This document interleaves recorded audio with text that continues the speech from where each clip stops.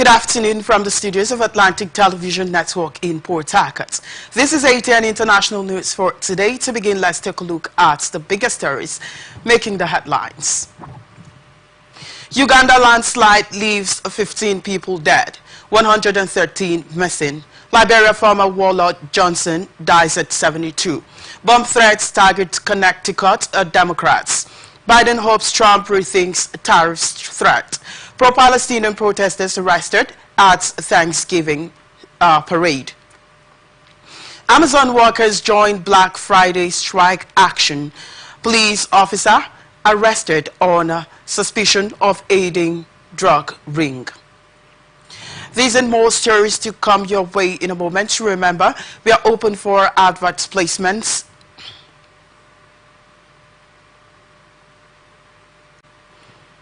Bookings and commercials, and you can connect with us on all our ATN socials.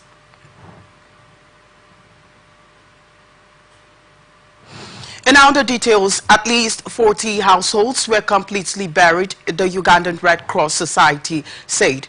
It added that 13 bodies had been recovered. Police said 113 people were missing. The missing are from 8 villages, according to a spokesperson for the Ugandan Prime Minister's office, which oversees disasters response work. We are shocked that it was these devastating, Charles Odongo said. All bridges in the area had been washed away and the roads were inundated with water. Large areas on Uganda's mountain slopes have had their forest and other vegetation stripped to grow crops, which increases the risk of landslides. The area hit by the landslides was seen a similar disaster.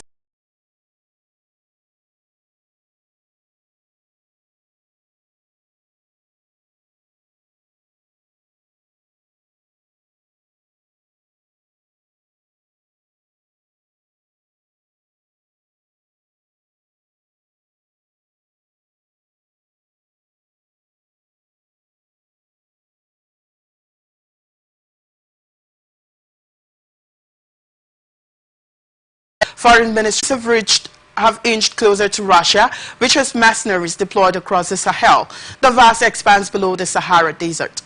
Chad's interim president, Mohamed Dabi Itno, seized power after his father, who ran the country for more than 3 decades, was killed fighting rebels in 2021. Last year, the government announced it was extending the 18-month transition for 2 more years, which led to protests across the country. France has maintained about 1,000 troops in Chad, and the statement didn't specify when they had to leave. Chad said the decision in no way calls into question the country's historical ties, and that it wants to maintain relations in other areas of common interest. South Africa takes over the G20 presidency on Sunday, the first African country to lead the forum, though its focus on issues such as inclusive growth and climate change risks bumping up against the hard reality of trade wars and diplomatic tensions. Coming a year after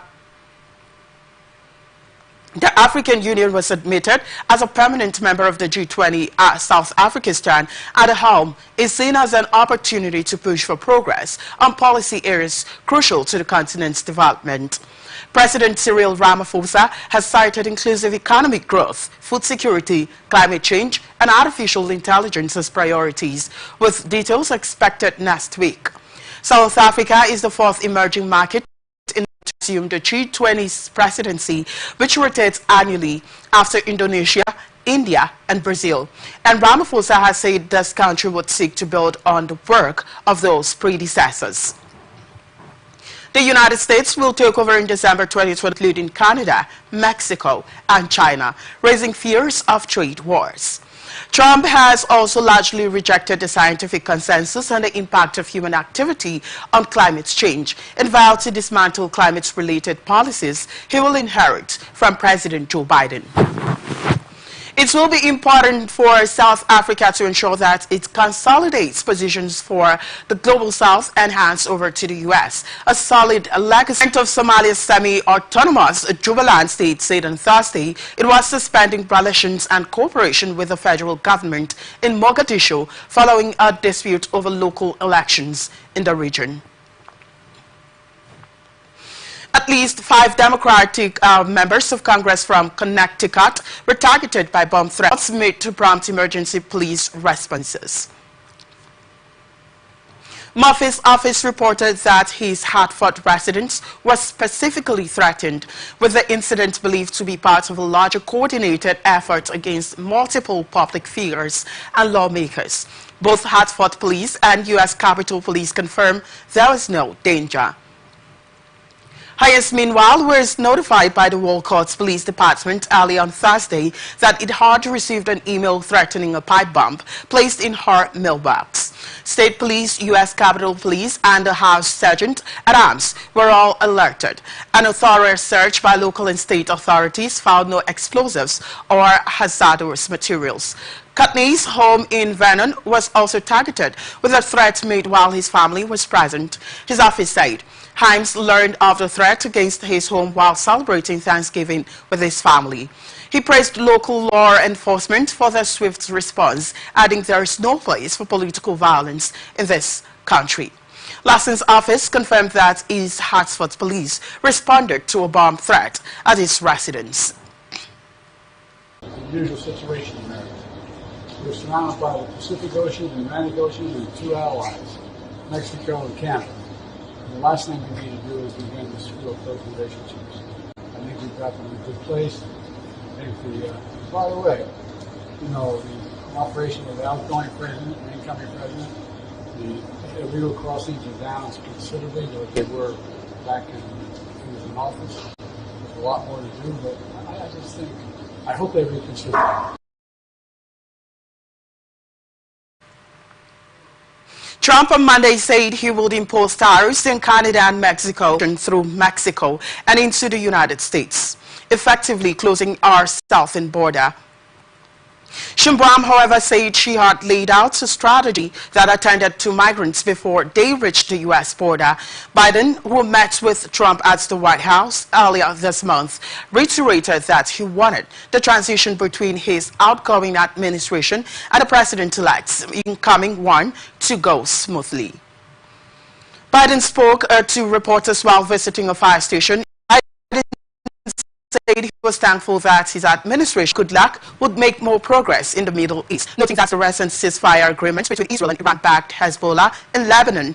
Biden said he had spoken to the 3 Americans who were recently released after being detained in China.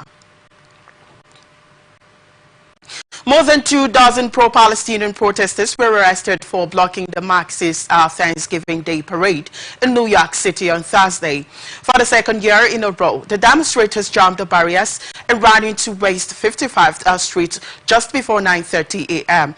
The exact charge the 25 protesters will be facing are still pending, and their identities have not been released.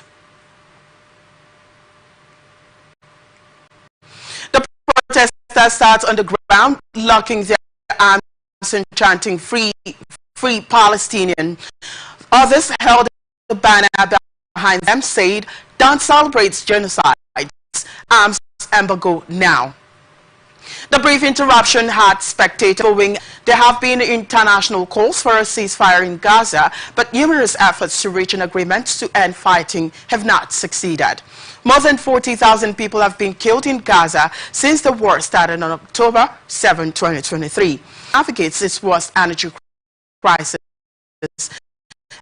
in decades. The new regulations summarized in a published on Tuesday give top energy consumers in both the public and private sector 3 years to install renewable energy sources capable of producing at least 50% of the electricity they consume during daylight hours. If an office building or factory can't accommodate solar panels, businesses will instead be required to contract with the government for a portion of its installed renewable energy. The decree also establishes an array of mitigation measures, including a rule prohibiting state and private businesses on the Caribbean island from using climate control units in non-technological offices at temperatures below 24 Celsius. The increasingly restrictive measures come as Cuba's electrical grid teeters on the edge of collapse. Multiple island-wide blackouts in October and November left millions of people in the dark for days. Rolling blackouts continue nationwide as Cuba struggles to source the fuel and spare parts it needs to generate enough electricity to meet demand. The government blames U.S. sanctions and a festering economic crisis for the increasingly tense situation. The decree also establishes protocols for a contingency plan in emergency situations in which it is necessary to affect electrical service in a planned and sustained manner for more than 72 hours. In such cases, businesses will be required to disconnect refrigerators, industrial ovens, and irrigation pumps during peak demand hours.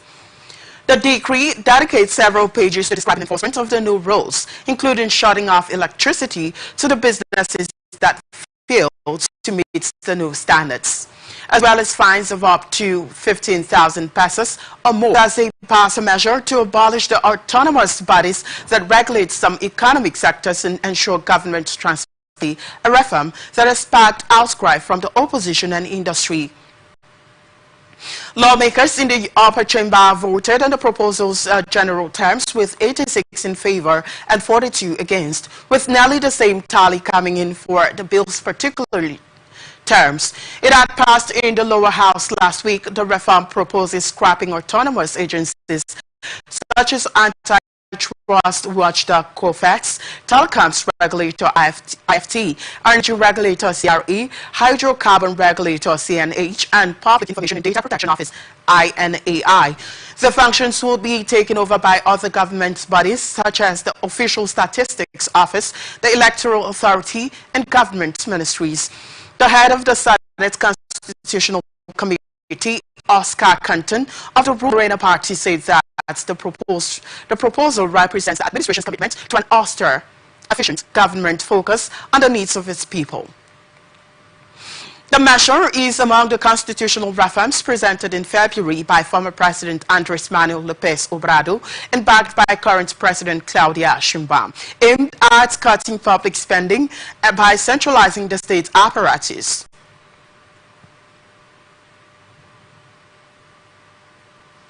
Opposition lawmakers and analysts have alleged that the reform threatens democracy and that it would impede accountability against government wrongdoings. Morena and their allies are looking for a total framework, but investors remain anxious, rolling financial markets. Investors were surprised by an announcement that tax exemptions would rise and worried that the government was relying on overly optimistic fiscal projections. The Brazilian real ended at its weakest closing level ever at 5.99 per dollar. Interest rates futures rose further and the Bovespa stock index fell some 2%. Backlers said the highly anticipated measures to curb expenses overshadowed by income tax reform plans aimed at easing the burden on the middle class. It said this limited credibility of the measures and necessitated a firmer response from the central bank. Uncertainty over the fiscal outlook had already led the central bank to call for structural measures to control spending, accelerating its tightening pace in November with a 50 basis point hike that brought interest rates to 11.25%. We now see the central bank hiking rates by 100 basis points in the next meeting, said J.P. Morgan, adding that it viewed the government's fiscal estimates as too optimistic.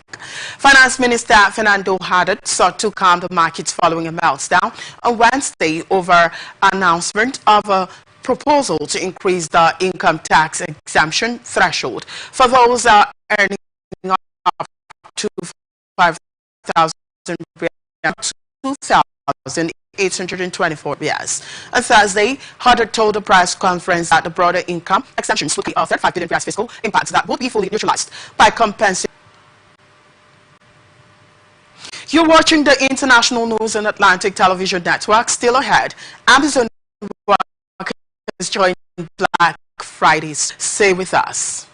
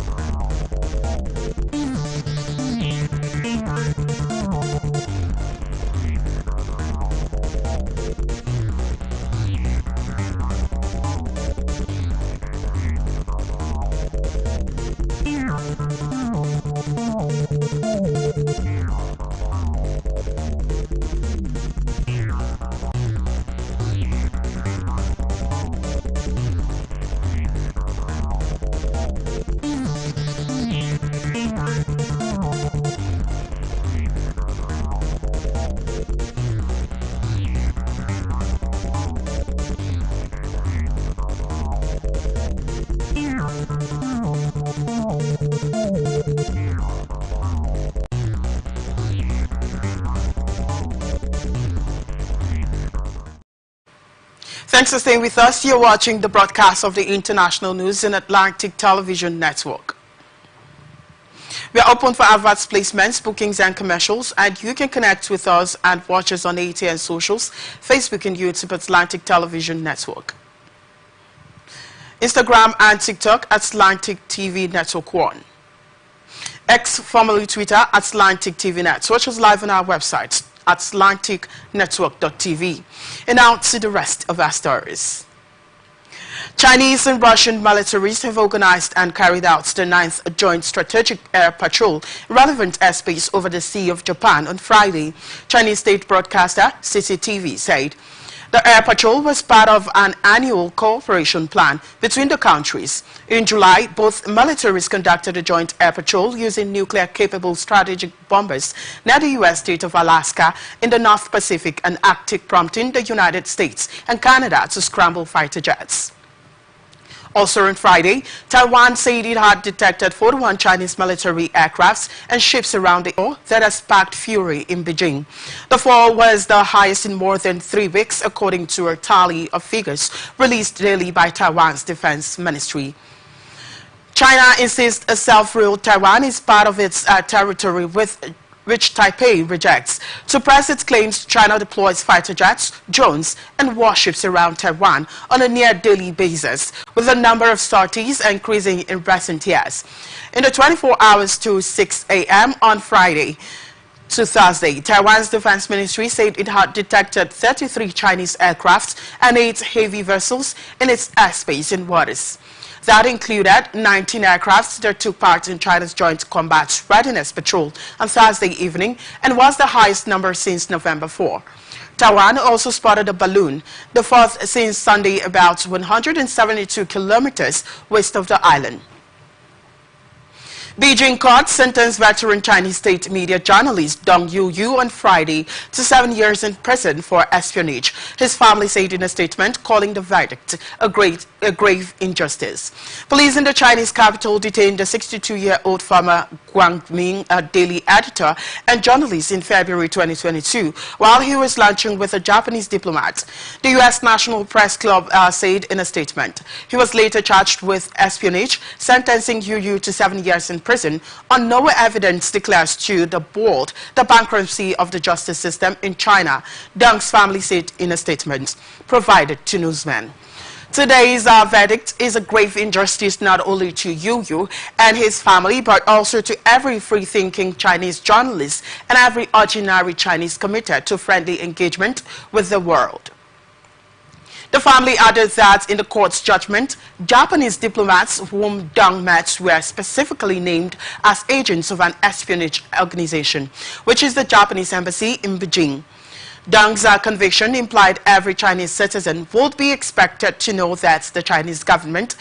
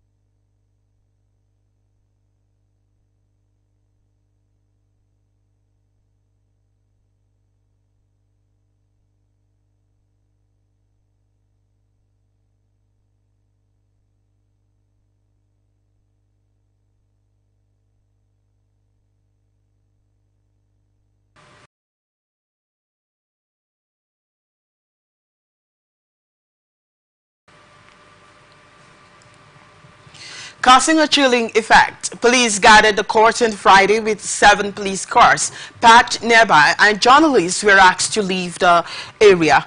A U.S. diplomat said they had been barred from attending the hearing.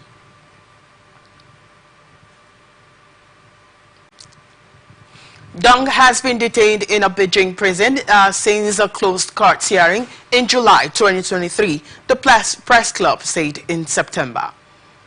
Indonesian rescuers on Friday searched for survivors buried in 3 cars and bus at the base of a cliff after flash floods and landslides in North Sumatra province killed at least 29 people. Torrential rain for the past week in the province has triggered flash floods and landslides in 4 different districts, Indonesia's disasters agency has said. The death toll from one landslide on Wednesday on a hilly inter-province road rose to 9 from 7. Hadi Wahyudi, the spokesperson of North Sumatra Police, told newsmen on Friday. At least 5 cars, 1 bus and 1 truck were trapped at the base of a cliff following the landslide. On Friday, police and rescuers focused their search for missing people on 3 cars and 1 bus buried in mud. We still don't know how many people who were still trapped, Hadi said. In other districts, landslides over the weekend killed 20 people, and rescuers will keep searching for 2 missing people until Saturday. Flash floods hit the provincial city of Medan on Friday, although waters have receded in some areas, said Sariman Sitorus, spokesperson for the local research agency. The floods forced a delay in votes for regional elections in some areas in Medan on Wednesday.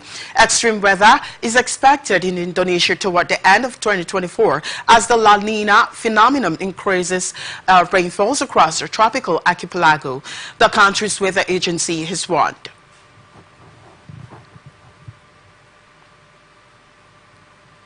Philippine President Ferdinand Marcos Jr. said on Friday that any impeachment complaint against his estranged Vice President Sara Duterte would only distract Congress and not help people, in remarks that drew criticism from some lawmakers.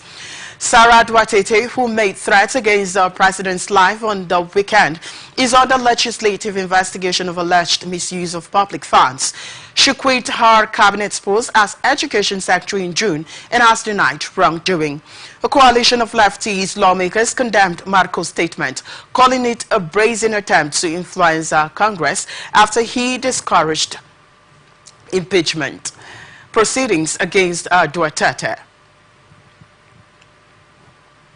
Why waste time on it? Marcos told reporters. None of this will help improve a single Filipino life. As far as I am concerned, it is a storm in a teacup. In response, Representatives Franz Castro, Alan Brosas, and Raul Manuel said they were ready in preparing for impeachment and asked Congress to assert its independence and hold officials accountable. Vice President Duterte must be held accountable, the lawmakers said, warning Congress against becoming a rubber stamp of the executive branch.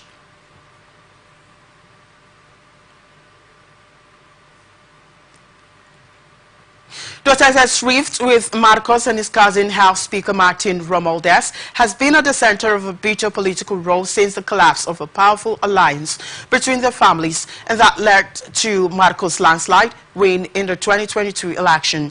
Amid escalating tension, a group of business and civil society organizations, including the prominent McCarthy Business Club, urged public officials to exercise restraint and prioritize public welfare over political interest.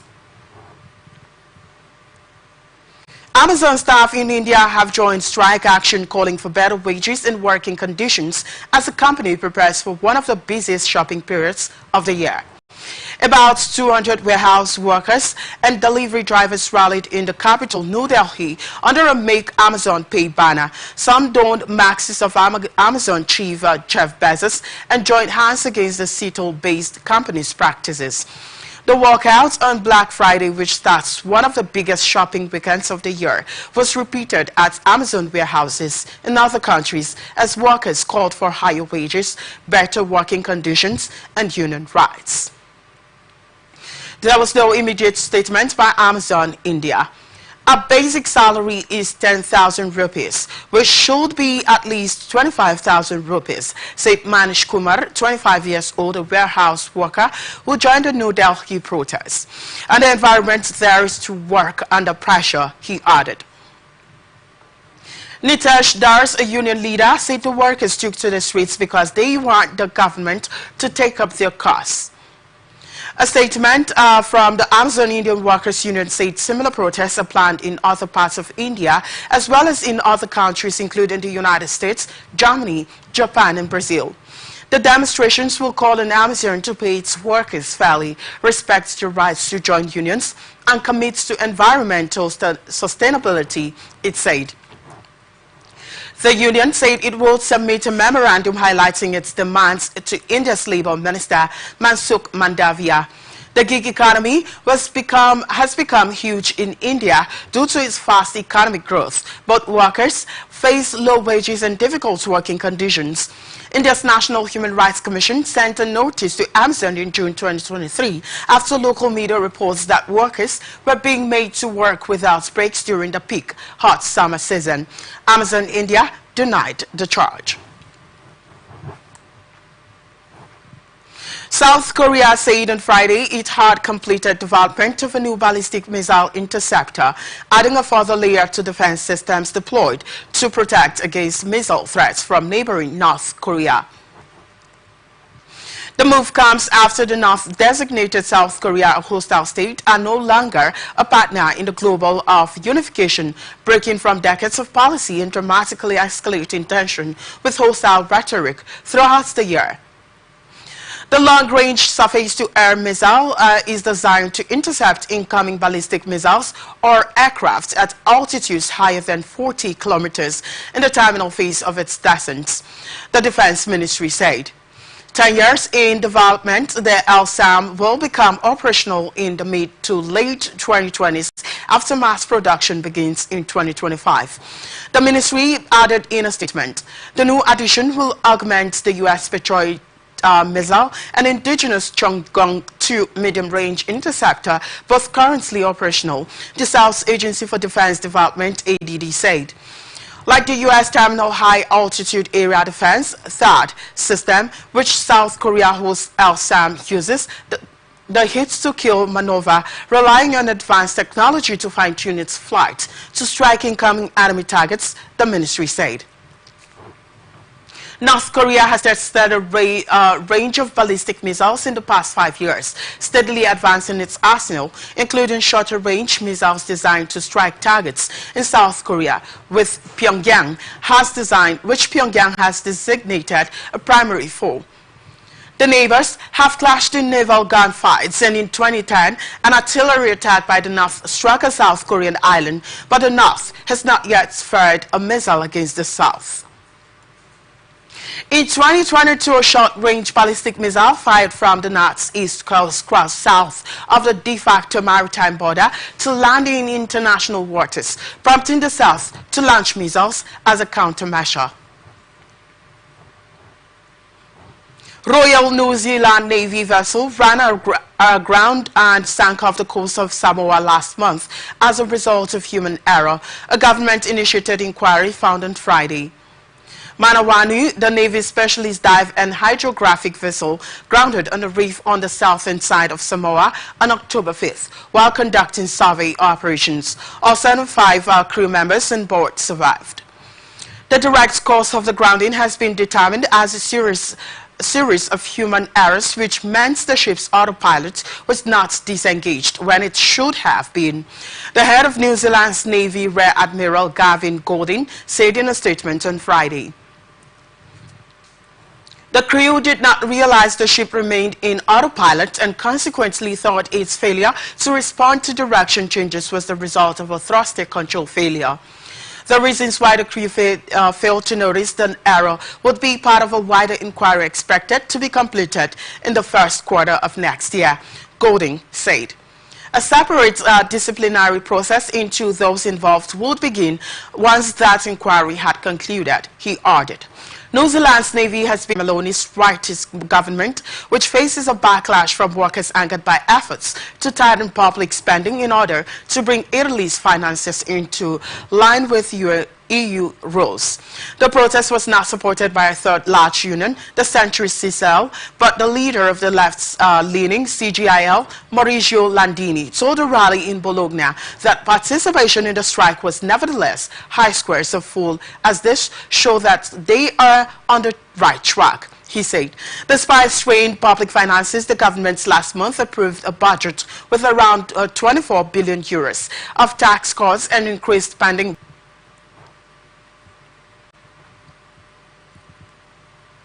Any accusations of Russian interference in Romania's presidential court on Thursday ordered a recount of votes in the first round of the election, and the country's top security body warned Romania. Peskov told reporters there was a trend in the West to blame everything that happens in Russia. Romania's presidential election first round could be rerun if the country's top court decides to annul the votes that took place on November 24, the head of the country's electoral commission said on Friday. Tony Grebla told Radio Romania Actualitate that a rerun could take place on December 15th, with a run-up vote on December 29. A conservative candidate, Christian Touches, has appealed to the court to annul the vote. On Thursday, the court ordered a recount of the 9.46 million votes cast in the first round before it reconvenes at 12 a.m. on Friday to consider the request. Election officials have said it is not possible to tally the votes quickly enough to complete the recount before the hearing. Authorities have said they heard evidence of meddling in the campaign by hostile actors. Nevertheless, a court case that contemplates reversing the first round votes risks triggering a crisis by undermining citizens' faith in state institutions. Independent far-right politician Calin Georgescu, 62 years old, who polled in single digits before the vote, surged to a victory that has raised questions over how such a surprise could have been possible. The country's Supreme Defense Council said it had evidence of interference that Romania was a target for hostile actors such as Russia, and that TikTok rejected the accusations. The ally of Ukraine is also due to hold a parliamentary election on Sunday, followed a week later by the runoff between Georgescu and centrist contender Elena Lasconi. Gabriela told newsmen on Thursday that the December 1st parliamentary election will go ahead as planned despite the uncertainty generated by the recount of the first round of the presidential vote.